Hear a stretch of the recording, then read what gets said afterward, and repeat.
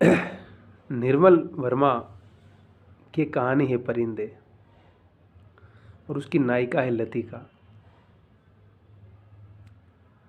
जिस कहानी को निर्मल वर्मा की इस कहानी को नामवर सिंह हिंदी की पहली मतलब नई कहानी की पहली कहानी मानते हैं। 1960-58 के आसपास आई थी ये कहानी। अब क्यों मानते हैं नहीं मानते, इस पर आप जब कहानी पढ़ेंगे और आपको कहानी कला और कहानी के इतिहास का पता होगा तो आप समझ जाएंगे।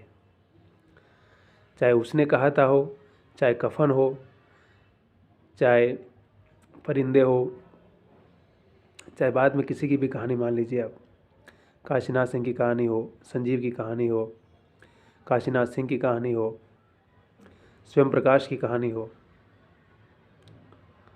बस कहानी को समझना और कहानी कला को समझना इसलिए आसान है कि जब हम बहुत सारी कहानियाँ पढ़ते चलते हैं तो हम उस परिवेश में अपने आप को डाल देते हैं। चाहे गोरकी की कहानी हो, चाहे हमारे महान कथाकार उदय प्रकाश की कहानी हो, पाल गोमरा का स्कूटर हो, पीली छतरी वाली लड़की हो, टेपचू हो, उदय जी की कहानी अद्भुत है। उदय जी ऑल टाइम माय फेवरेट।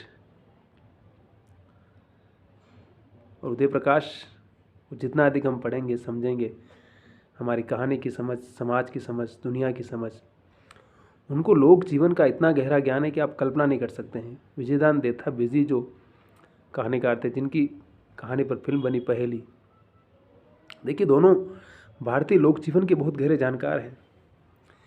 और रचनाकार के अंदर बारीक बारीक चीज़ों की जानकारी कितनी महत्वपूर्ण होती है और कैसे उस अपनी रचना में उसको डुबोता है और कैसे उस रचना को समृद्ध करता है।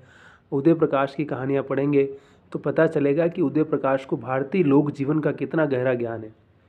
वो शहरी मध्यवर्ग के रचनाकार नहीं है, वो भारतीय लोक जीवन के, ग्रामीण जीवन के रचनाकार हैं। आप पढ़िए उनकी कहानियाँ।